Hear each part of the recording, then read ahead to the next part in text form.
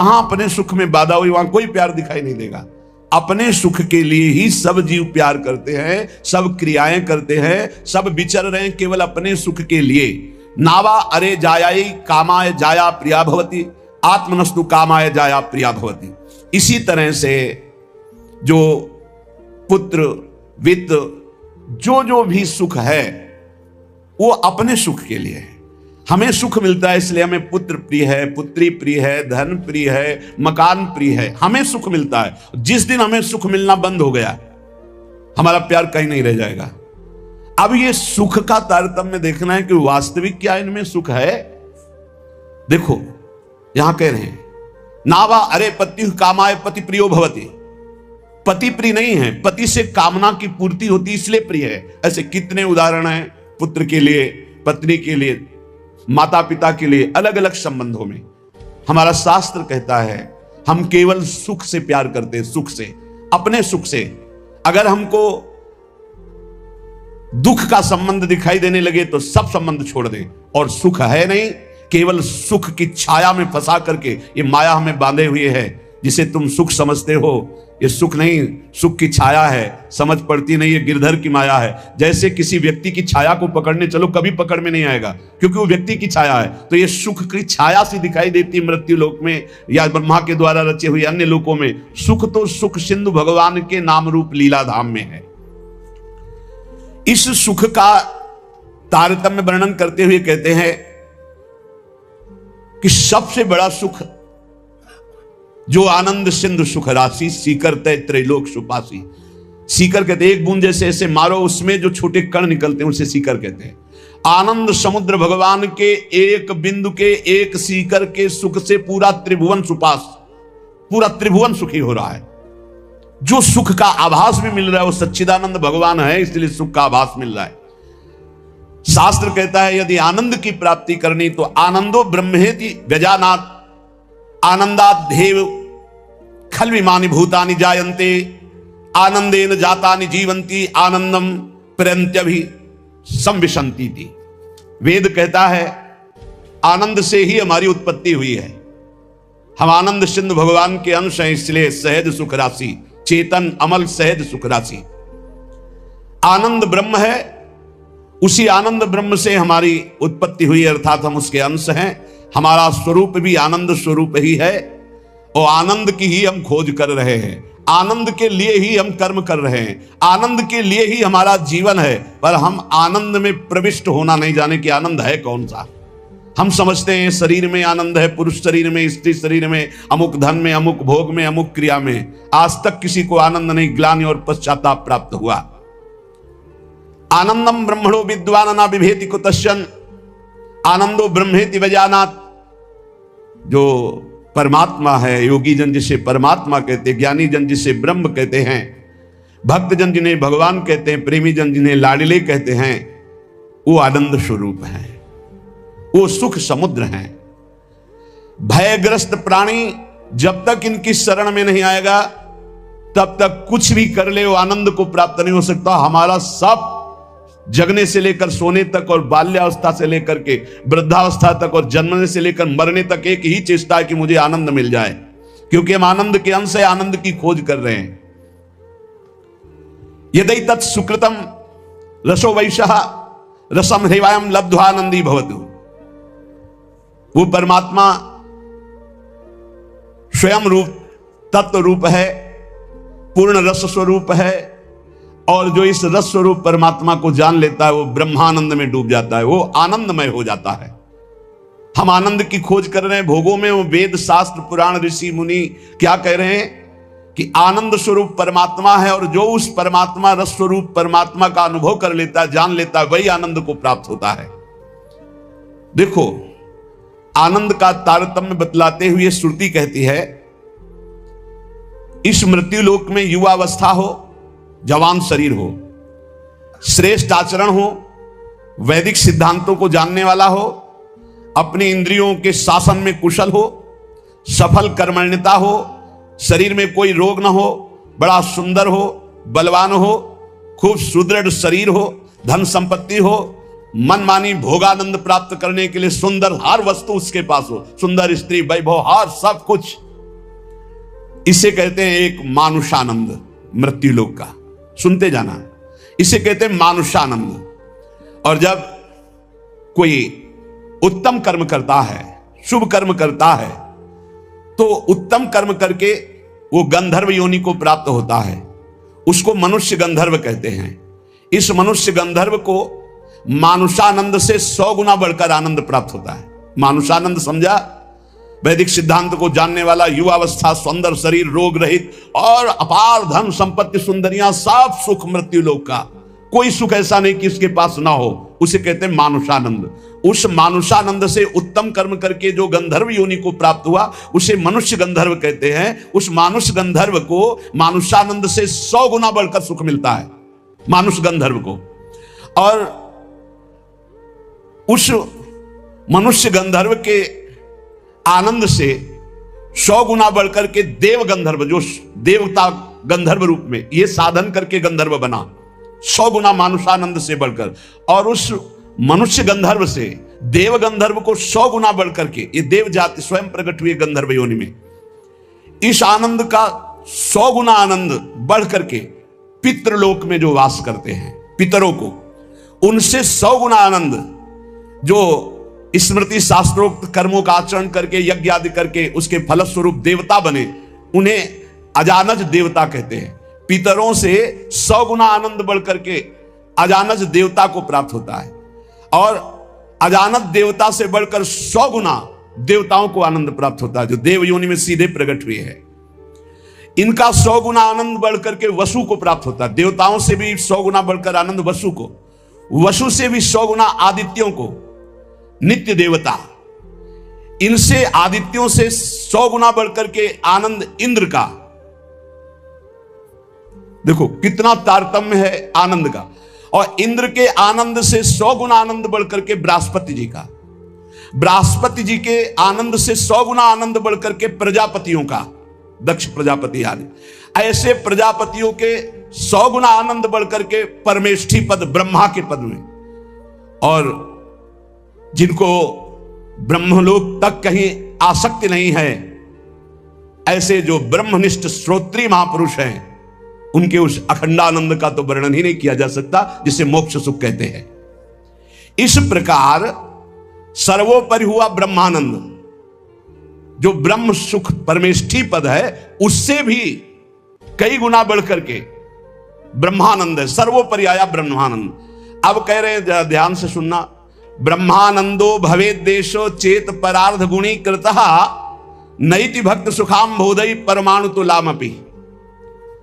परार्ध कहते हैं एक के ऊपर 17 शून्य लगावे, एक लिखे और 17 शून्य लगावे तो जो संख्या बनती है उसे परार्ध कहते हैं। अगर ब्रह्मानंद से में 1 और 17 शून्य लिख करके गुणा किया जाए, मानुषानंद से 100 गुना 100 गुना 100 गुना 100 गुना ऐसे बढ़ते आए, तो सबसे बड़ा सुख हुआ परमेष्ठी पद ब्रह्मा का, और ब्रह्मा से अनंत गुना बढ़कर सुख हुआ ब्रह्मानंद, मोक्ष सुख। और उसमें परार्ध गुणी कृता, 1 लिख करके 17 शून्य लगा करके ब्रह्मानंद में गुणा किया जाए, तो प्रिया प्रीतम के प्रेम रस के आगे वो कुछ नहीं है।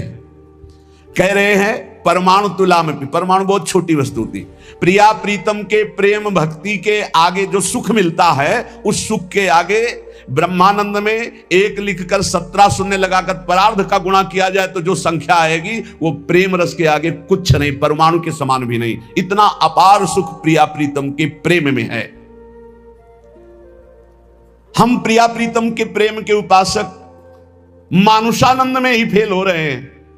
गंधर्वानंद, अजानज देवता, फिर देवता, वसु, आदित्य, फिर देवराज इंद्र, बृहस्पति, प्रजापति, ब्रह्मा का सुख, और फिर ब्रह्मानंद, और फिर ब्रह्मानंद से भी परार्ध गुणीकृता, ये प्रिया प्रीतम का प्रेम वो परमाणु तुल्य भी नहीं है। ऐसे प्रिया प्रीतम के भजन के लिए, प्रेम के लिए हम मानुष सुख में अपना भजन छोड़ देते हैं। हमारी क्या स्थिति है? इसलिए उपासक को चाहिए कि अखिल विकार शून्या नित्यानंदमयी, भोग त्याग समर्पितात्मा, अचिंत्यानंद दिव्य परमानंद स्वरूपा प्रीति पराकाष्ठा, स्वसुखानुसंधान कल्पना लेस शून्या, श्याम विदुवदन चकोरी, श्री कृष्ण मनोमनस्विनी, श्री कृष्ण प्राण प्राणा, ऋषि मुनि मना कर्षक चित्ताकर्षणी, श्री कृष्ण हृदया, श्री कृष्ण जीवना, श्री कृष्ण स्मृति रूपा, श्री कृष्ण सुखैकमना, श्री कृष्णानंद प्रवर्धनी, श्री कृष्ण प्राणाधिदेवी, श्री कृष्णा आराध्या, श्री कृष्णा आराधिका, नित्य कृष्णानुकूल्यमयी, श्री कृष्ण प्रेम तरंगिणी, श्री कृष्ण अर्पित मनोबुद्धिर, श्री कृष्ण सेवामयी, श्री कृष्णास्या, श्री कृष्णाश्रिता, श्री कृष्ण कीर्ति ध्वजा, श्री कृष्णात्म स्वरूपा, श्री लाडली जी की उपासना में अपना अस्तित्व मिटाना होता है। जिसे ब्रह्मानंद की भी चाह का त्याग हो जाता है, वो प्रिया प्रेम को प्राप्त होता है। इसलिए उपासक को चाहिए कि पहले अपना लक्ष्य दृढ़ करे। जीवन का चरम और परम लक्ष्य एकमात्र भगवत प्रेम, भगवान की प्राप्ति। ध्यान दीजिए, प्रियालाल की उपासना में सबसे पहले उपासक को दृढ़ निश्चय करना है, आशा बंधा, दृढ़ आशा, इसी जन्म में मुझे प्रियालाल का प्रेम प्राप्त होगा, इसी जन्म में हम प्रियालाल को प्राप्त होंगे, पक्का। बुद्धि केवल प्रियालाल के विषय में ही विचार करे। जीवन भर हमारा एक ही कार्य है साधना का, मय्येव मन आधत्स्व मयि बुद्धि निवेश है। प्रियालाल में मन लगाना है, प्रियालाल में बुद्धि लगानी। बुद्धि का काम है निश्चय करना, मन का काम है संकल्प विकल्प करना। अब निश्चय तो हमारा दृढ़ हो गया कि प्रियालाल ही हमारे हैं, निश्चय हो गया कि सुख है प्रियालाल में, बस ये झूठे संसार में नहीं। अब संकल्प विकल्प करने वाले मन को रूप की प्रियालाल के नाम में, रूप में, लीला में, धाम में लगाना है। श्री भगवत ऋषि जी महाराज कह रहे हैं, हम शिष्य श्यामा श्याम के गुरु, हम श्यामा श्याम। बड़ी ऊंची स्थिति की बात कह रहे हैं। ये तभी होती जब हमारा मन और बुद्धि का निश्चय केवल श्यामा श्याम में है। देखो, ये गुरु शिष्य का संबंध प्रियालाल से संबंध दृढ़ होने के लिए है। वही श्यामा श्याम अपने स्वरूप का प्रकाश करने के लिए, प्रेम का प्रकाश करने के लिए, मार्ग का ज्ञान कराने के लिए गुरु रूप में विराजमान होते हैं, और कोई दूसरा नहीं। गुरु गोविंद न भेद कराए। लेकिन यह बाहरी व्यवहार का क्षेत्र नहीं गुरु शिष्य का, यह शुद्ध परमार्थ का संबंध है। इसमें लौकिकता की गंध भी नहीं है। इसीलिए कह रहे हैं, हम शिष्य श्यामा श्याम के गुरु, हम श्यामा श्याम। ओत प्रोत अर्पण कियो निज मन तन धन धाम। निज मन तन धन धाम निरंतर अंतर नाही। निश दिन दुख सुख संग असुचि सुचि घर बन माही। नस्वर नेह निमित्त देह नाते सो उपशम। भगवत हमारे प्राण सदा भगवत के हैं हम। भगवत ऋषि जी कह रहे, हम किसी और के न शिष्य हैं और न किसी के गुरु हैं। हम देहाभिमानी गुरु चेला नहीं है। चेला काहू के नहीं, गुरु काहू के ना है। सखी लड़ेती लाल की रहत महल के माहे। रहे महल के माए टहल सब करे निरंतर। दंपति अत्य कुलाए पलक कहूं पर है जो अंतर। भगवत भगवत कहां करे नहीं, हम बिनु केला ताते हम परिहरे देह मानी गुरु चेला। ये देह मानी संबंध नहीं है। आध्यात्मिक संबंध का आधार है गुरु भाव। ये देह भाव वाला संबंध नहीं कि जैसे भाई बहन और रिश्ते नाते ऐसे गुरु भी बना लिए। ये सिर्फ अध्यात्म का संबंध है। प्रायः देह भाव में ही स्थित होकर के देह भाव को ही गुरु मान लिया जाता है। नहीं, ये देह भाव का नाश करने के लिए संबंध है गुरु शिष्य का। देह भाव को पुष्ट करने के लिए नहीं, नष्ट करने के लिए है। अपने देह की उपेक्षा करके गुरु को सच्चिदानंद के स्वरूप में स्वीकार करना परमार्थ का स्वरूप है। गुरु ब्रह्मा गुरु विष्णु गुरुदेव महेश्वरा, गुरु साक्षात परब्रह्म तस्मै श्री गुरुवे नमः। तो गुरु का देह मंदिर है, उसके अंदर बैठा हुआ जो परमात्म तत्व वही गुरुदेव है। वही परमात्म तत्व कौन है? श्यामा श्याम। लौकिक मान्यता में मारे घूम रहे हैं। भगवत ऋषि जी कहते हैं, हम चेला का हुके नहीं और गुरु का हुके ना ही। देहाभिमानी ना हम गुरु हैं और ना देहाभिमानी हम चेला स्वीकार करते हैं। हम सखी लड़ेती लाल के रहत महल के माहे। रह महल के माई टहल सब करे निरंतर, रात दिन अपनी प्यारी जू की सेवा में रहते हैं। अगर पलक भर की ओट हो जाए तो कहां है भगवत रसिक, कहां है भगवत रसिक, भगवत भगवत अकुलाकर पुकारने लगते हैं। भगवत भगवत कहां करें नहीं हम बिनु केला, हमारे बिना वो केल ही नहीं करते।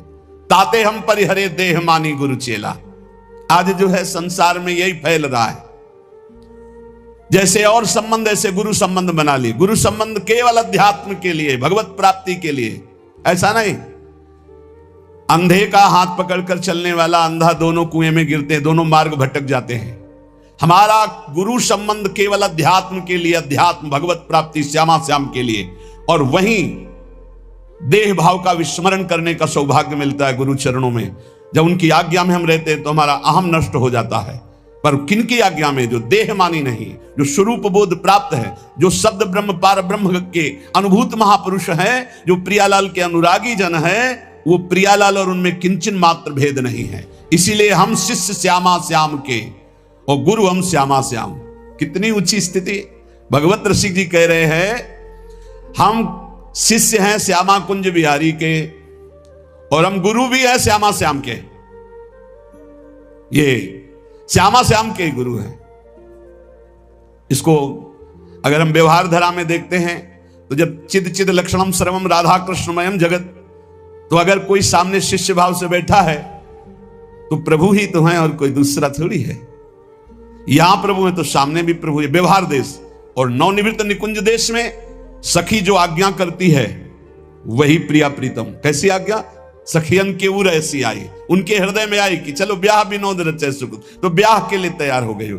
चलो हिंडोला पड़ा हुआ है, सरकार पधारो, झूलो झूल ले। जैसा सखी आदेश करती वैसे प्रिया प्रीतम की जैसी रुचि वैसे सखी की इच्छा। सखी स्वरूप से जैसी आज्ञा करते श्यामा कुंज बिहारी वैसे ही करते जैसा निर्देश देती सहचरी। इसीलिए कह रहे हैं गुरु हम श्यामा श्याम के। हम शिष्य हैं श्यामा श्याम के, हम गुरु भी हैं श्यामा श्याम के। बड़ी ऊंची स्थिति। प्रोत प्रोत अर्पण कियो निज मन तन धन धाम। ऐसी स्थिति कैसे आई? अपना तन मन धन सब कुछ अर्पण कर दिया श्यामा श्याम के। तब समझ में आया कि गुरुदेव श्यामा श्याम गुरुदेव, दूसरा नहीं है।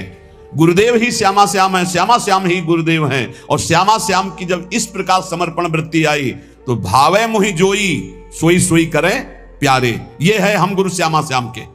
पहली पंक्ति में हम शिष्य श्यामा श्याम के, जोई जोई प्यारो करे सोई मोहि भावे। और दूसरी पंक्ति भावे मोहि जोई सोई सोई करें प्यारे। भावे मोहि जोई सोई सोई करें प्यारे, ये है गुरु हम श्यामा श्याम के। जैसा हमें भाता वैसे हमारे प्यारे युगल सरकार करते हैं। अपने तन मन धन धाम सबका विस्मरण करके एकमात्र श्यामा कुंज विहारी में तन्मय हो जाना, यही गुरु शिष्य के संबंध का स्वरूप है। कोई भेद नहीं रहा, अभेद हो गए। यहां श्यामा श्याम, सामने श्यामा श्याम, आंख मूंदो तो श्यामा श्याम, आंख खोलो तो श्यामा श्याम। ऐसा प्रेम स्वरूप जब जागृत होता है तो कह रहे निष्दिन दुख सुख संग असुच सुच घर बन माही। अब शरीर दुख में है या सुख में, शरीर अपवित्र है या पवित्र है, शरीर घर में है या वन में, कोई फर्क नहीं पड़ता। अपवित्र है या पवित्र, कोई फर्क नहीं पड़ता।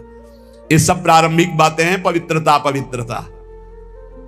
शरीर शौच में बैठा हुआ, मन लीला में डूबा हुआ है, सामने प्रिया प्रीतम विराजमान है। अब वहां पवित्रता पवित्रता का क्या, कैसे जालोगे इन बातों को? कह रहे निष्दिन दुख सुख संग असुच सुच घर बन माही। अब नश्वर नेह निमित्त देह नाते सो उपसम। ये नश्वर आसक्ति का कारण जो शरीर धर्म है, शरीर संबंध है, शरीर भोग है, इनका जो पूर्ण रूप से त्याग कर देता है वही इस स्थिति को प्राप्त होता है। अब हमारे श्यामा कुंज बिहारी प्राण धन सर्वस्व है, सर्वस्व है। वही हमारे शिष्य हैं, वही हमारे गुरु हैं, वही हमारे जीवन है, वही हमारे प्राण हैं। यहां कह रहे कि केवल बुद्धि रात दिन श्यामा श्याम का है विचार करे। पहला जीवन का चरम लक्ष्य भगवत प्रेम, भगवत प्राप्ति। दूसरा हमारी बुद्धि केवल विचार करे तो श्यामा श्याम के ही विषय में। किसी व्यक्ति वस्तु स्थान का अगर हमारा चिंतन हो रहा, संबंध हो रहा, तो श्यामा श्याम के संबंध से हो। जैसे गोस्वामी तुलसीदास जी कहते नाते नेह राम के मनियत सुहृद सुसेव्य जहां लो। अगर ऐसा नहीं तो फिर हर वस्तु व्यक्ति स्थान में एक आसक्ति है, वो बांध लेगी, आप श्यामा श्याम तक नहीं पहुंच पाएंगे। इसलिए बुद्धि का जरूरी है प्रिया प्रीतम में स्थित होना। अगर बुद्धि ये निश्चय कर ले कि परम सुख स्वरूप श्यामा श्याम ही हमारे हैं, हम श्यामा श्याम के हैं, सुख है तो श्यामा श्याम के नाम में, रूप में, लीला में, धाम में। अभी आपने सुना आनंद का तारतम्य। तीसरा, जो गुरुदेव ने नाम दिया इससे बढ़कर महत्व किसी नाम में नहीं होना चाहिए। किसी की निंदा नहीं, सब नाम हमारे प्रभु के हैं, पर हमारे लिए सर्वश्रेष्ठ नाम हो गया जो गुरु ने दिया है, जो मंत्र दिया, जो नाम दिया। एक आंतिक में आए और बोले हम कुछ 2-4-6 महीने से हम आपके शिष्य हैं, मंत्र ले लिया है। स्वप्न में एक महात्मा आए और उन्होंने हमको और मंत्र दिया है, तो अब तो हम समस्या में फंस गए कि आपका दिया गुरु मंत्र जपें या स्वप्न में कोई और महात्मा आए थे उनका दिया जपें, क्या करना चाहिए। हमने कहा तस्मात् शास्त्रम प्रमाणम। जब सप्तऋषि जी आए, स्वप्न में नहीं सीधे साक्षात आए पार्वती जी के पास और कहा ये किसके लिए तपस्या कर रहे हो? महादेव जी के लिए। महादेव जी में क्या है, चलो हम तुम्हें भगवान नारायण को पति रूप में, भगवान विष्णु वैकुंठाधिपति, अपार वैभव, उनको। तो जो माता जी ने बात कही पार्वती मैया ने, वही बात पकड़नी है। उन्होंने कहा तजऊ न नारद कर उपदेशु, आप कहें सतबार महेशु। सप्तऋषियों, अपने गुरुदेव नारद जी के उपदेश का मैं कभी त्याग नहीं कर सकती, चाहे स्वयं इष्ट देव भगवान शंकर आकर सैकड़ों बार कहें तो भी। तजऊ न नारद कर उपदेशु, आप कहें सत बार महेशु।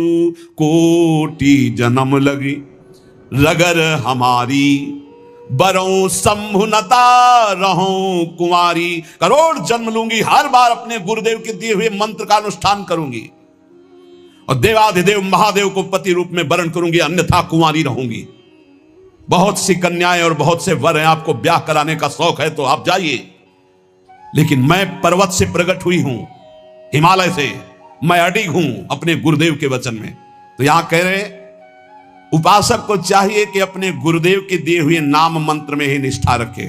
स्वप्न में क्या, जागृत में आके ब्रह्मा भी उपदेश कर दें तो अपने गुरु के वचनों को नहीं टाल सकते, तभी उपासक आगे बढ़ता। नहीं माया रौंद देगी, चल के देख ले कोई। नित्य निरंतर गुरु प्रदत्त नाम और रूप, जो रूप गुरुदेव ने बताया। हमारे गुरुदेव क्या नाम रूप बता रहे? बोले राधा वल्लभ लाल को हृदय ध्यान मुख नाम। ये गुरुदेव हरिवंश चंद्र जो बोल रहे हैं। सब सोहित निष्काम मति श्री वृंदावन विश्राम, श्री राधा वल्लभ लाल को हृदय ध्यान मुख नाम। बस रात दिन राधा वल्लभ श्री हरिवंश, राधा राधा। गुरुदेव कह रहे हैं राधा नामैव कार्यम हेनुदिन मिलितम साधना घीष्ट कोटिस। राधा राधा यदि ऐसा कहने को मिल जाए तो सब बात बन जाए। गुरुदेव ही कह रहे हैं, हरिवंश चंद्र जी कह रहे हैं। अनुल्लिख्यानंतान तदपि राधान मधुपतिर महाप्रेमा विष्टम तो परम देयम विमृशति तवैकम श्री राधे गृणते ही नामामृत रसम महिम्नः का सीमाम स्पृशति उदास्यैक मनसाम। अब राधा नाम के लिए कल हम दिखा भगवान शंकराचार्य जी के पद पर विराजमान होकर कि भगवान शंकर भी नहीं चाहते हैं कि राधा तत्व को हमें बोलना पड़े, क्योंकि जब पार्वती जी प्रश्न करती हैं तो गंभीर हो जाते हैं। पार्वती जी ने हटकर पूछा आप गंभीर क्यों हो जाते? तो कहते बहुत गुप्त रस है, इसके लिए विशिष्ट अधिकार चाहिए। हे देवी, इसलिए जब जब आप प्रश्न करती मैं मौन धारण कर लेता हूं। तो उन्होंने कहा जब भगवान शंकर मौन धारण करते हैं तो हमारी सामर्थ्य कहां कि हम राधा तत्व पे बोल सके। वो ऐसा बड़ा आनंद मिला। बोले हमारी सामर्थ्य कहां कि राधा तत्व पे बोल, राधा किशोरी कृपा करें और फिर वो हमसे बुलवावे तो बात हो सकती है, हमारी सामर्थ्य तो नहीं कि मैं बोल पाऊं। ये बड़ा ही गूढ़ रस है। जब तक रसिक महापुरुषों के द्वारा दी गई सांगो पांगो उपासना नहीं की जाती तब तक प्रियालाल के प्रेम। सुना भी ब्रह्मानंद में एक लगाकर 1700 परार्ध गुणा किया जाए तो जो श्यामा श्याम से सुख मिलता है वो लव मात्र होगा। ब्रह्मानंद लव मात्र होगा, गुणा करने पर जो संख्या आएगी। अपार सुख मिलता है प्रिया प्रीतम में। ऐसी प्रिया प्रीतम की प्राप्ति के लिए जो रसिक गुरुदेव ने नाम दिया है, मंत्र दिया है, रूप दिया है, उसी में हमें स्थित रहना है। देखो, मन को एक सच्चिदानंद में लगाना है। माया क्या करती, भटकाव बनाई रहती है, ये विक्षेप पड़ता रहता है। अब मन इसमें नहीं लग रहा है, उसमें चलो, उसमें चलो, ये इसकी चाल है। हमको सांगो पांग उपासना पकड़ लेनी, अपने गुरु प्रदत्त, अपने आचार्य प्रदत्त।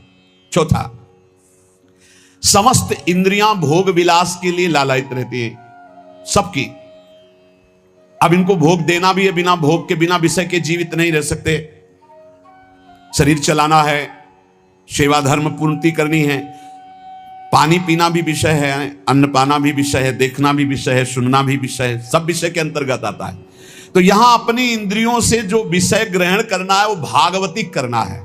जैसे हमें पानी पीना है तो प्रभु को अर्पित करके राधा वल्लभ लाल की जय, और फिर भावना करो हृदय में प्रभु विराजमान है, जलपान करो। भोजन भोग अर्पित किया, भगवत स्वरूप प्रसाद, हम प्रसाद पा रहे। वस्त्र प्रसादी, सुनना भगवत विषय, देखना भगवत भाव, बोलना भगवत संबंध से। हर इंद्रियों के विषय को हमें भगवत संबंध से युक्त कर लेना है। यदि भगवत प्राप्ति करनी है, भगवत प्रेम प्राप्त करना है, तो पहला चरम लक्ष्य, मुझे इसी जन्म में भगवत प्राप्ति करनी, भगवत प्रेम प्राप्त करना है। दूसरा, बुद्धि का पूर्ण समर्पण अपने आराध्य देव श्यामा श्याम में। तीसरा, गुरु प्रदत्त नाम रूप लीला गुण सेवा उपासना सांगोपांग गुरु प्रदत्त। चौथा, समस्त इंद्रियां भगवत संबंध से युक्त। जब हम स्वसुख वांछा से युक्त होकर कोई भी विषय सेवन करते हैं, वो भगवत विमुख हो जाता है। जैसे हम कोई सूंघा वस्तु और प्रभु के संबंध से युक्त नहीं, ये स्वसुख वांछा से युक्त सूंघना, ये बंधन कारक हो गया। ये राधा वल्लभ लाल जी का प्रसादी इत्र, अच्छा फूहा, कितना अब ये भक्ति वर्धक होगा, पाप नाशक होगा और आपके हृदय में आह्लाद। कोई भी क्रिया भगवत विमुख नहीं होनी चाहिए। हमारी प्रत्येक चेष्टा भगवत संबंध के लिए है। हमारा शौच स्नान भी भगवत संबंध के लिए। जैसे पात्र मार्जन करते हैं, ऐसे हम लघु शंका शौच आदि से निवृत्त होकर पवित्र होकर अपने प्रभु की सेवा, प्रभु के सुमिरन में, वो भी भजन का एक अंग है। समस्त इंद्रियां सदा सर्वदा केवल भगवत विषयों के संबंध में ही रहे, सो सुख वांछा में न रहे। पांचवा, जीव का चिंतन प्रत्येक क्षण पदार्थ, व्यक्ति, परिस्थिति, विचार, भोगों के, क्रियाओं के, संबंधियों के, जहां जहां जाए वहां से हटाकर अपने लक्ष्य श्यामा श्याम में लगाओ, या जहां जहां जाए वहां प्रिया प्रीतम की भावना करो। जीवन का प्रत्येक पल किसी व्यक्ति के विचार में, वस्तु के विचार में, स्थान के विचार में, भोग विचार में, जहां जहां जाए वहां से हटाकर श्यामा श्याम में लगाओ, या जहां जहां जाए वहां श्यामा श्याम को देखो। छठवां, चित्त की एक एक वृत्ति से तुम्हारे आराध्य देव कभी हटने ना पावे।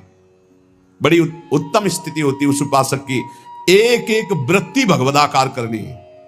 जैसे समुद्र में करोड़ों तरंगे, ऐसे चित्त में लाखों करोड़ों वृत्तियां, हर वृत्ति भगवदाकार। गोपी जनों की थी, विक्रेतु कामा खिल गोप कन्या मुरारी पादार्पित चित्त वृत्ति, दध्यादिकम मोह वशादवोचद गोविंद दामोदर माधवेति। कैसी स्थिति, बोले बेचने जा रहे हैं दही, पर चित्त की वृत्ति में गोविंद बसे, मुरारी बसे, तो वो कैसे पुकार रही, कोई गोविंद ले ले, कोई दामोदर ले ले, कोई माधव ले ले। तो ब्रजवासी जन कहते हैं, बावरी क्या बेच रही? तब शुद्ध आती, अच्छा नहीं तो बोल रही कोई गोविंद ले ले, कोई दामोदर ले ले, कोई माधव ले ले। विक्रेत कामा खिल गोप कन्या मुरारी पादार्पित चित्तवृत्ति दध्यादिकम, बेचना है दही और बोल रही कोई गोविंद ले ले, दामोदर ले ले, माधव ले ले। चित्त की एक एक वृत्ति श्यामा श्याम में अर्पित, एक बहुत आनंद का विषय। गाढ़ चिंतन, जब कभी भगवान की कृपा से तुम्हें सौभाग्य मिलेगा कि 2-4 मिनट के लिए शरीर का विस्मरण हो जाए, पूर्वापर की स्मृति लोप हो जाए और वर्तमान में जो चिंतन चल रहा उसी में तदात्म हो जाए, फिर देख लो कैसा आनंद आता है। कभी सौभाग्य से 1-2 मिनट के लिए स्थिति जिसकी आई हो या आएगी तो आप देख लेना, पूर्वापर का विचार खत्म, मैं कौन हूं, कहां हूं, कैसा हूं, सब खत्म। केवल स्मृति, मात्र स्मृति, भगवत स्मृति, प्रिया प्रीतम की स्मृति। उस समय जो आनंद, उसका वर्णन नहीं हो सकता। यही यही आनंद आता है जब एक एक वृत्ति प्रभु में लगा दो। नित्य नई उमंग, नित्य नवीन उत्साह, नित्य नया आनंद उस उपासक को प्राप्त होता है जिसकी हर एक वृत्ति प्रभु में लग जाती है। हर एक वृत्ति लगाने से लगेगी, तत्काल थोड़ी कोई सिद्ध हो जाता है। भगवान ने इसीलिए गीता जी में कहा, अभ्यास योग युक्तेन चेतसा नान्यगामिना। ऐसा अभ्यास करो कि चित्त की एक भी वृत्ति कहीं बाहर ना जाए। राधा राधा राधा वल्लभ श्री हरिवंश। 7वां, कहीं भी आसक्ति ना हो, सारी की सारी आसक्ति, सारी की सारी ममता केवल एक युगल सरकार में। बहुत सुख मिलता है, अपार सुख मिलता है।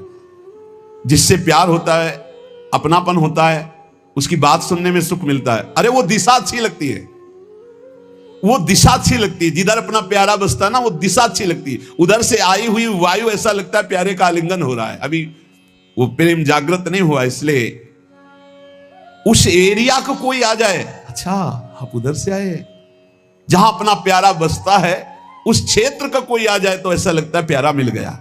उधर की वायु आ जाए तो प्यारा है। जहां प्रीतम जी देश की प्यारी लागे पौर, जिधर प्रीतम बसते उधर से यस्या कदापि वसनांचल खेलनोत। जिधर हमारी प्यारी जो प्यारे जो सारी आसक्ति, सारी ममता एक बार युगल सरकार के चरणों में समर्पित करने का बहुत बढ़िया अवसर है। बार बार तो बनत नहीं। या संजोग अनूप मानुस्तन वृंदा विपिन रसकन संग विविरूप, बहुत बढ़िया अवसर मिल गया है। मनुष्य शरीर, महामहिम परम पावन वृंदावन धाम का सानिध्य, रसिकों का संग और युगल सरकार की उपासना, सर्वोपरि उपासना। अभी आपने आनंद के तारतम्य में सुना।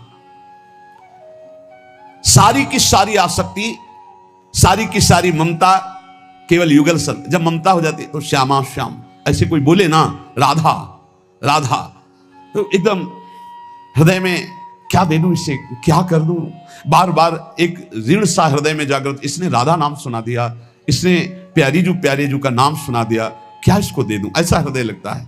ऐसा हृदय मिल, जिससे सेवक जी महाराज कहते, जो हरिवंश को नाम सुनावे तन मन प्राण तासु बलिहारी। तन मन प्राण न्योछावर है उसके ऊपर, जो एक बार बोले श्री हरिवंश। सेवक जी महाराज कह रहे, ये है आसक्ति, इसे कहते हैं ममता। जैसे गोस्वामी तुलसीदास जी कह रहे, तुलसी जाके मुख से धोखे हो निक्षत राम, ताके पग की पगतली मोरे तनु की चाम।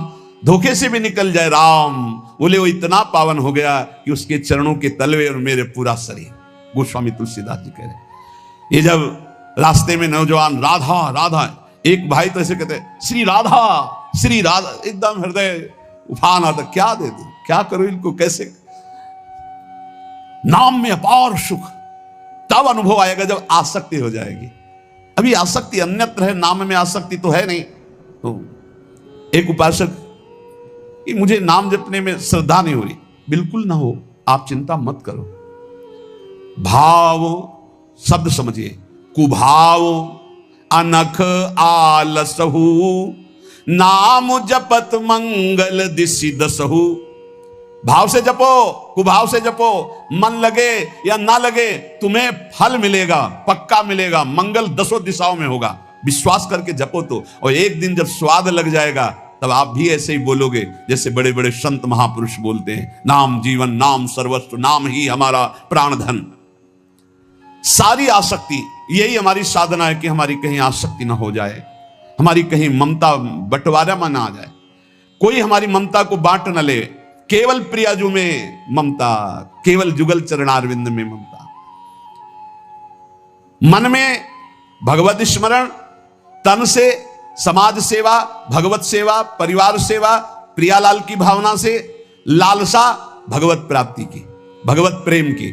जीवन धन्य चल रहा है, किसी से प्रमाण की जरूरत नहीं। ध्यान दीजिए, आपका जीवन धन्य है। कैसे? बोले सारी आसक्ति, सारी ममता प्रिया प्रीतम में, मन भगवत स्मरण में, तन समाज सेवा, परिवार सेवा, भगवत सेवा, श्यामा श्याम की भावना में युक्त होकर, और चाहत भगवत प्राप्ति की। बस इस बार तो भगवत प्राप्ति करना है, इस बार तो मुझे भगवत साक्षात्कार करना है। 8वां, जीवन में राग द्वेष न रह जाए। बड़ा खतरनाक है ये राग द्वेष। अगर किसी से राग है तो बड़ा सूक्ष्म होता है राग का धागा। और वो जब हमारे ऊपर संकट आएगी, विपत्ति आएगी, या तो वो धागा दिखाई देता कि अभी वो है ना। द्रौपदी जी को पहले श्री कृष्ण याद नहीं आए, 5 महारथी पति है अतिरथी, वो याद आए, फिर भीष्मादि याद आए, फिर अपनी भुजाओं का बल, फिर दांतों का बल, और जब निर्बल तब महाबल। सुनेरी मैंने निर्बल के बल राम, महाबल प्रभु श्री कृष्ण का तब जागृत हुआ। यह राग बहुत खतरनाक है, किसी से राग ना करें। यही राग जब प्रियालाल के चरणों में अर्पित हो जाता है तो अनुराग कहलाता है। जब शरीर भोग, शरीर संबंधी, यही बहुत फंसा वाला जन्म मरण चक्र का मूल यही राग है। और जब इसमें बाधा पड़ती तो द्वेष हो जाता है। द्वेष बहुत खतरनाक है। भजन कर रहे हैं, कई वर्ष पहले किसी ने कुछ कहा, याद आ गया और जलने लगा हृदय। उसकी पूरी सामने झांकी है, भजन कर रहे प्रभु का, और झांकी है उस द्वेष जिससे हुआ है, और हृदय जलने लगा। या कभी वो सामने पड़ गया तो देखकर जल। द्वेष ना होने पावे अजात शत्रु ते सदा, भक्त अजात शत्रु होता, एक भी पूरा सृष्टि में शत्रु ना होने पावे। तो बोले क्या भक्त से क्रोध लीला नहीं होती? क्या भक्त क्रोध नहीं करता जैसे द्वेषी पुरुष करते हैं? बोले होता है, लेकिन भक्त का द्वेष ऐसा होता है जैसे जल में रकील खींचो, कितने सेकंड, बस जितने में खींच रहे उतने में, इसके बाद नहीं। ऐसा नहीं कि उसके चिंतन में आएगा कि वो बहुत दुष्ट है, ऐसा कभी नहीं आएगा। अगर कभी ऐसा दिखाई दे रहा है तो वैसे जल में जैसे ऐसे, बस ऐसे किया, खत्म। और संसारी पुरुष का द्वेष कैसा होता है? पत्थर की रकील खींच दो तो बनी की बनी, और वो जल की रकील, जल में ऐसे रकील खींचो, एक सेकंड में खत्म। ऐसे भक्त का आवेश होता है, कोई धर्म विरुद्ध या इष्ट विरुद्ध या ऐसा, तो एकदम वो आवेश दिखाई देगा, लेकिन उसी क्षण वो तत्काल बिल्कुल द्वेष किंचन मात्र नहीं, किंचन मात्र मंगल की भावना नहीं। अगर राग द्वेष है तो फिर वो भक्त कैसा?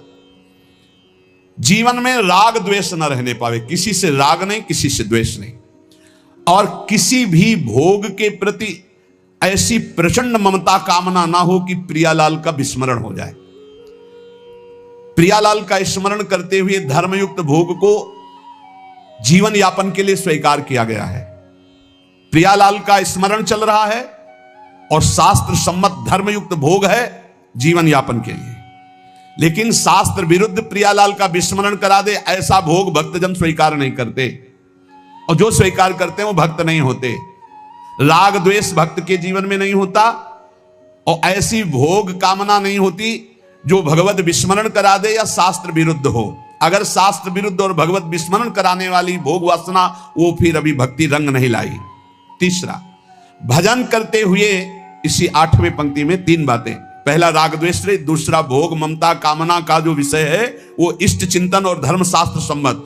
तीसरा, मद अभिमान नहीं आना चाहिए। भक्ति में भी अभिमान जागृत हो जाता है, सामने वाला ऐसा है, सामने वाला ऐसा है, जहां परदोष दर्शन होने लगे वहां जान लेना अभिमान आ गया है।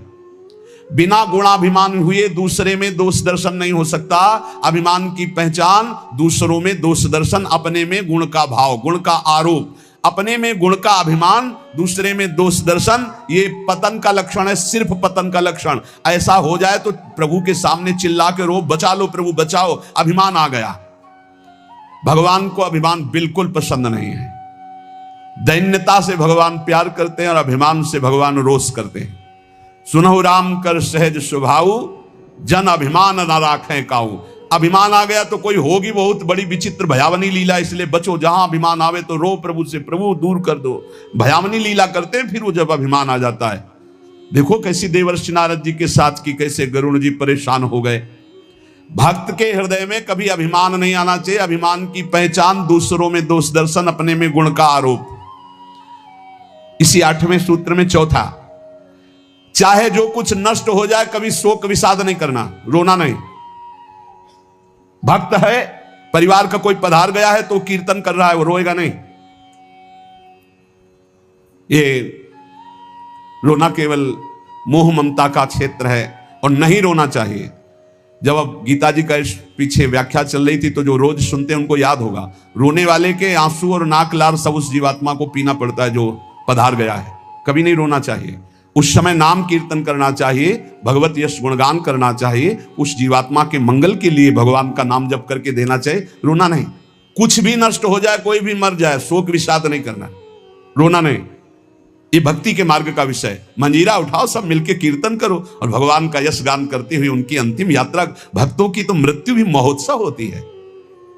संसारी लोगों के लिए छाती पीटते हैं लोग, उनके मरे हुए व्यक्ति की छाती में नहीं, ऐसे ऐसे ऐसे पीटते हैं, वैसे पीटते हैं। और जब वो पीट के रो रहे हो घर वाले, तब पूछना कि तुम क्यों रो रहे हो, तब असलियत पता चलती। वो रो नहीं रहा उसके लिए कि इसलिए रो रहा है, वो अपने लिए रो रहा है कि हम जो चाहा अपने लिए, बस अपनी कामना की पूर्ति के लिए। भक्त को कभी ऐसा नहीं करना। कोई पधार गया बहुत गंभीर, कोई रोए तो डांट देना चाहिए, चुप शांत नहीं रोना। उस जीव को क्यों कष्ट देना।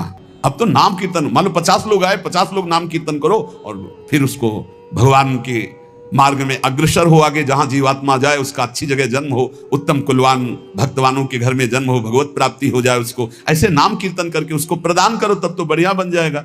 ये सब बैठे बैठे वो इधर उधर की बातें उच्चारण करके रोना, ये सब कुछ भी नष्ट हो जाए।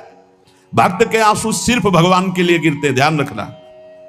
भक्त की आंसू रूपी धरोहर सिर्फ भगवान के लिए काट दिया जाए तो भी आंसू नहीं गिरेंगे। भगवान के लिए ही आंसू गिरने चाहिए। शोक विषाद नहीं होना चाहिए। कुछ भी नष्ट हो जाए, क्यों नहीं होना चाहिए। हमारी तो सब जीवन था, ये नष्ट हो गया। जिसने एक क्षण में अनंत ब्रह्मांडों का सृजन कर दिया वो मेरा स्वामी है। वो चाहेगा तो हर व्यवस्था हो जाएगी, हर व्यवस्था। और हम आपसे सच्ची कहते हैं, भक्त का जो कुछ नष्ट होता है अच्छा होने के लिए होता है, पक्का समझना। नामदेव जी की कुटिया में आग लगी तो सब अच्छा ही अच्छा हो गया, नहीं हुआ। कहीं भी कुछ भी, भक्त का अगर कहीं भी कुछ भी हानि होगी, तुम निष्ठा से रहना, सब बढ़िया ही होगा। आप देख लेना, परिणाम में देख लेना। शोक किस बात का। कोई नई व्यवस्था किया है मालिक ने, इसीलिए पुराने को आग लगवा दी है, या पुराना नष्ट हो गया, कोई नई व्यवस्था की। भगवान की ताकत नहीं कि वो अमंगल कर दे। किसी ने कहा हमारा मन भगवान में ना लगा हो और हम फिर भोग लगाएं, सेवा करें तो भगवान स्वीकार कर लेंगे। कहां, वो बड़े कृपालु हैं। अरे पूरे समय मन नहीं लगा, लेकिन आपने कहीं ना कहीं मन में तो ये बनाया था कि भगवान को हम भोग लगा ले जा रहे हैं। इतनी भी ना तो श्रद्धा थी पाई भर, ना कोई भगवान से अपनापन था। इस तनों में जहर लगाया था भगवान को मारने के लिए, और भगवान ने फल दिया यशोदा मैया को जो मिलता है। ऐसे तो हमारे कृपालु भगवान है। तुम दूध का भोग लगाने सही में जा रहे हो, अब मन लगे चाहे लगे तुम्हें फल तो मिलेगा ही। ये संशय मत करो, हमारे भगवान पर बड़े कृपालु हैं। शोक विषाद का विषय भक्त का नहीं होता। किसी के मर जाने पर, या किसी के नष्ट हो जाने पर, या किसी के छूट जाने पर। अमुक ने हमको छोड़ दिया, बड़ी कृपा की, क्यों। अब हमारा सहयोगी मित्र कौन होगा, भगवान। पक्का समझो, अगर हम किसी से अपनापन करते हैं तो सिर्फ भगवान के भाव से करते हैं। मेरे प्रभु आप इस हृदय मंदिर में बैठे, इसलिए मैं आप, बस और कोई संबंध नहीं, केवल एकमात्र प्रभु ही वही है। उसी रूप कितने हैं, लेकिन स्वरूप एक ही है। सब में वही हमारे युगल सरकार विराजमान है। और इसमें 5वीं बात, 8वें सूत्र में 5वीं बात, कभी भय और संदेह न करना। कभी भय न करना, किसी की किसी भी तरह से प्रतिकूलता देने पर डरो मत, तुम्हारे रक्षक भगवान हैं। बोले हमारी तो प्रिया जो है नील कमल हाथ में लिए हुए हैं, अब ना तो तलवार है ना गदा है, कैसे रक्षा करेंगी। तो जो ये सब बड़े बड़े दिव्यास्त्र हैं, जो जानने वाले हैं, तो 19 चरण चिन्ह प्रिया और लाल 19 चरण चिन्ह है। ये चरण चिन्ह अपने भक्त जनों की रक्षा के लिए, इन्हीं में सुदर्शन चक्र, इन्हीं में कौमोदकी गदा, इन्हीं में सब कुछ विराजमान है। भक्त की रक्षा के लिए प्यारी जो की चरण चिन्ह बलवान। वृंदावन दास चाचा जी ने बड़ी महिमा चरण चिन्हों की वर्णन की, कभी अवसर आएगा तो सुनाएंगे। हमें भय नहीं करना और हमें संदेह नहीं करना। पता नहीं भगवान ऐसा करे कि ना करे, पता नहीं प्रिया जो आगे ऐसा संभाले कि ना संभाले। भजन तो करते हैं, पता नहीं भगवत प्राप्ति होगी कि नहीं। अरे इधर भोग भी नहीं भोग रहे हो, इधर भजन भी कर रहे हो, प्रियालाल मिले कि ना मिले, पता नहीं ये भजन सही है कि नहीं सही, इस मंत्र से काम होगा कि नहीं होगा, ये जो नाम कह रहे राधा नाम, नाम से होगा कि नहीं होगा। संदेह न करे, संशय न करे। देखो राधा नाम तो वृंदावन में व्याप्त है और हमारे रस ग्रंथों में व्याप्त है। अगर गुरु के वचनों में विश्वास हो तो बिना नाम के भी कल्याण हो जाता है, ऐसे साधारण बोल देने पर। एक सीधा साधा गांव का भगत कभी कथा नहीं सुनता था, गाय चराता था गांव की। तो एक दिन और गोपाल जो गाय चराने वाले थे, उन्होंने कहा यार कभी तो कथा सुन लो, रात दिन पशुओं के पीछे घूमते हो, पशु बुद्धि, कभी तो कथा सुन लो। तो एक दिन सोचा दोपहर के भोजन गांव में पाएंगे जाके अपने घर में, और कथा हो रही वहीं से निकल लेंगे, जो सुन लेंगे तो सुन लेंगे। खड़े खड़े वहां चर्चा चल रही थी, जिसने मनुष्य जन्म लेकर के गुरु मंत्र नहीं लिया और नाम जब भगवान का नहीं किया, उसका जीवन मुर्दा, व्यर्थ जीवन। चला गया सुन के, और बार बार वही दिमाग में कि पंडित जी कह रहे थे गुरु मंत्र नहीं लिया और नाम जप नहीं किया तो मुर्दा जीवन। जिन हरि भगत हृदय नहीं आनी, जीवित सौ समानते प्राणी। दूसरे दिन फिर गया, कहा पंडित जी आपने कल कथा में कहा था गुरु मंत्र ले लेना चाहिए, नहीं तो जीवन मुर्दा हो जाता है, बेकार जीवन रहता है। तो देव गुरु मंत्र आप, और तो हम किसी को जानते नहीं। देखा फटा पुराना कपड़ा, डंडा लिए एक चरवाहा। उनका ऐसे थोड़ी कि तुरंत गुरु मंत्र दे दिया जाता है। आखिरी दिन कथा के मिलना फिर दे देंगे, टाल दिया। अब वो आखिरी दिन कथा के तो दिन चढ़ावा चढ़ रहा था, तो पंडित जी ने कहा जब चलें तब ले लेना गुरु मंत्र, टाल दिया। अब वो जब आखिरी दिन के बाद हो, तो उस समय घोड़े पे बैठ सब सामान लाद के पंडित जी चलते थे, वो तो सब सामान लाद के चलने लगे हो। तो पीछे पंडित जी आप जो कह रहे थे कि गुरु मंत्र देंगे, आप गुरु मंत्र दे दीजिए। पंडित जी रबड़ी पवाई गई थी, घोड़े से उतरे, घोड़ा एक भगत के यहां खड़ा किया और लोटा लिया और भागे, क्योंकि सोच लगी थी। अब वो भगत किसान आदमी, गांव का गंवार आदमी पीछे लगे, पंडित जी अरे गुरु मंत्र दे दो, कितने दिन से टहला रहे हो आप। अरे उनका प्यार मतलब सोच का पैसा, तू गुरु मंत्र की बात कर। अब वो पीछे लगा कि अब हम नहीं जाने वाले, आपने सब सामान लाद ली थी, भगवान की कृपा कहो कि आपको सोच लगी आई, नहीं तो आप हमको तो गुरु मंत्र ही नहीं देते, हम आपको नाम पर विश्वास की बात। पंडित जी तो दत्त गपोचन, जय गुरुदेव की जय गुरु, वो दबकाए है दत्त गपोचन, एकदम मूर्ख आदमी, तो सोच। तो वो प्रणाम कर लिया, जय गुरुदेव, धत गपोचन धत गपोचन। जपना न राधा न कृष्ण न राम न हरि। घर आया, बोले आज से गाय चराना बंद। बोले क्यों? बोले गुरु मंत्र मिल गया, अब हम भजन करेंगे, हमारा जीवन मुर्दा नहीं रहेगा, अब जीवन सार्थक रहेगा। और मेहनत करने वाला आदमी, गाय चराने वाला आदमी, अब शुरू हो गया बैठ के धत गपोचन धत गपोचन। अब इसमें ना कोई भगवान नाम है, ना कोई मंत्र है, ना प्रणव है, ना नमो नमः, कुछ नहीं। गांव के लोग, घर के लोग बोले कि यार 50 गाय चराता था, पता नहीं कौन सा हम लोगों का पाप उदय हुआ कि कह दिया कि कथा सुन लेना। अब वो गाय चराना भी छोड़ दिया, गपोचन शुरू हो गया। अब उसकी ऐसी लगन लगी, सहज सरल भोले जो होते हैं ना, हरिवंश महाप्रभु कह रहे हैं, मुनि मन ध्यान धरत नहीं पावत, करत विनोद संग बालक भट, दास अनन्य भजन रस कारण, जैसे हित हरिवंश प्रगट लीलान। लालजू महाराज बड़े बड़े मुनियों के ध्यान में नहीं आने वाले, बड़े विनोदी। रुक्मिणी जी से कहा तैयार हो, भगत के दर्शन करने चलना है। रुक्मिणी जी ने कहा बहुत दिनों बाद आज आपको किसी भक्त की याद आई, प्रभु जरूर कोई महाभागवत होगा, हम चलते हैं। बोले बहुत विचित्र महाभागवत। चले, साधारण वेश में चलना है। जब गांव में गए, उस भगवान तो सर्वज्ञ ही है, उसके घर के दरवाजे में बैठ गए और रुक्मिणी जी से कहा कि पहले तुम मिल के आओ भगत के, फिर हम मिलेंगे। रुक्मिणी जी ने कहा हाँ ये उत्तम बात है, पहले हम उनको दर्शन दे के और दर्शन करके आती है। तो आंख मूंदे से, न खाना न पीना, धत गपोचन। रुक्मिणी जी ने कहा ये कौन सा नाम भगवान का, न विष्णु शास्त्र नाम में है, न गोपाल शास्त्र नाम में है, और कहीं हमने पढ़ा नहीं, ये कौन सा भजन कर रहा है। कहे किसका भजन कर रहे हो? चुप रहा। फिर ए किसका भजन कर? 2-3 बार तो गुस्सा के आंख खोला, देखा कोई स्त्री, तो बोले तुम्हारे खसम का भजन कर रहे हैं। और किसका कर रहे हैं? वो रुक्मिणी जी आ गई, बोले बहुत जानकार भगत है। प्रभु द्वारिकाधीश से कहा बहुत जानकार भगत है। बोले क्यों? बोले हमने कहा कि किसका भजन कर रहे हो, देखो हम इतना छुप के गई थी लेकिन वो पहचान गए, वो कह रहे तुम्हारे खसम का भजन कर रहे थे। अब भगवान ने कहा तभी तो हम आए भगत जोड़कर। बोले प्रभु आप दर्शन बाद में करना, जाके पहले हमारा प्रश्न बता दो, प्रश्न का उत्तर दे दो कि आपके विष्णु शास्त्र नाम, गोपाल शास्त्र नाम, बहुत से नाम हैं, ये नाम तो हमने कभी नहीं सुना। भगवान ने कहा ये नाम हमको तो बहुत प्यारा है। बोले आपको कब, मतलब ये कब कैसे नाम रखा गया? बोले बहुत प्यारा है, हमारा ब्रज का रखा हुआ नाम है, ब्रज में मैया ने रखा था। कैसे रखा था? बोले एक दिन मैं माखन चोरी कर रहा था, सखा के कांधे पर खड़ा हुआ, ऊपर माट में हाथ डालकर मक्खन पूरा ऐसे खाता जाता, सखा को पवाता जाता। इतने में मैया और गोपी जन आ गई। ए कन्हैया, ये क्या कर रहा है? अब हमने देखा कि फंस गए। हमने कहा कि मैया, हमें बहुत भूख लगी थी और देखा कि इसमें चींटी चढ़ी हुई है, तो हम चींटी निकाल रहे थे। तो बोले चींटी कैसे निकाल रहे थे? यहां पूरा हाथ सना हुआ है तुम्हारा चींटी। बोले अरे भैया तू बावरी, जब चींटी को ऐसे निकालने करते वो अंदर चली जाती तो खबो खबो के निकाला, इसलिए ऐसा इतना हाथ हो। बोले यहाँ मुंह में भी जब तुम्हारे मक्खन लगा, एक मक्खी बार बार उड़ रही थी तो हम ऐसे मारा तो पूरा मुंह में मक्खन लगा। मैया ने कहा धत गपोचन।